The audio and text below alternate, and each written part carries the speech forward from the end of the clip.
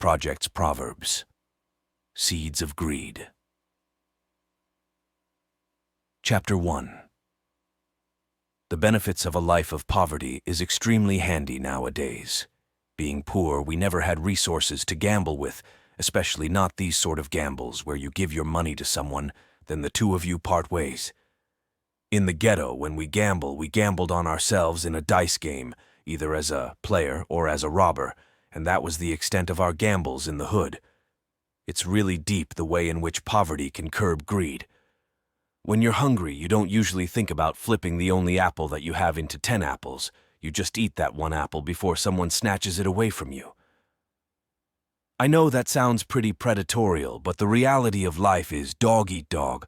The sad thing about life for some of us is we either don't know, forgot, or have been insulated from how real life is.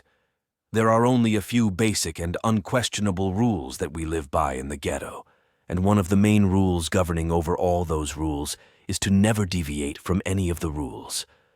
I noticed in my life people deviate from the rules when they get greedy. There is a difference between being hungry and being greedy. Most hungry people are not greedy, but most greedy people are not hungry. Personally, I think greed is one of the worst sins. A lot of sins have a basic necessity and is usually satisfied once it is committed, at least for a time being.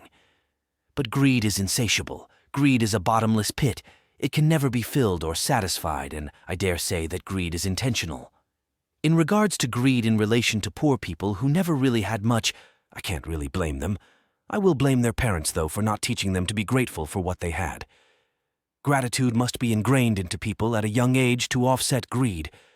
As for people who have always had something, as for people who were always well off, you can't really blame them for being greedy because they probably don't know that they are, in fact, is greedy.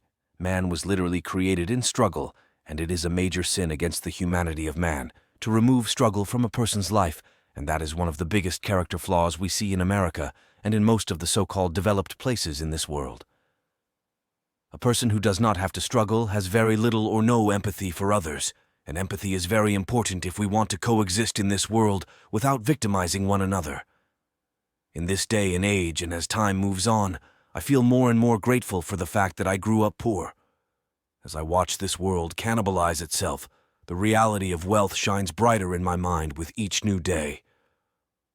Everybody wants to be rich, and no matter how much they have or how much they don't have, everybody wants more. The reality that great wealth and riches, mankind's greatest pursuit, is actually mankind's greatest undoing. I think wealth and riches is the devil incarnate here in this planet Earth.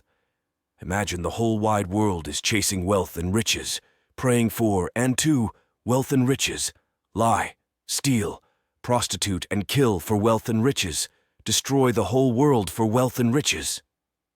But really, wealth and riches is the devil, mankind's worst, avowed enemy. I wouldn't want to be rich and wealthy for all the money in the world.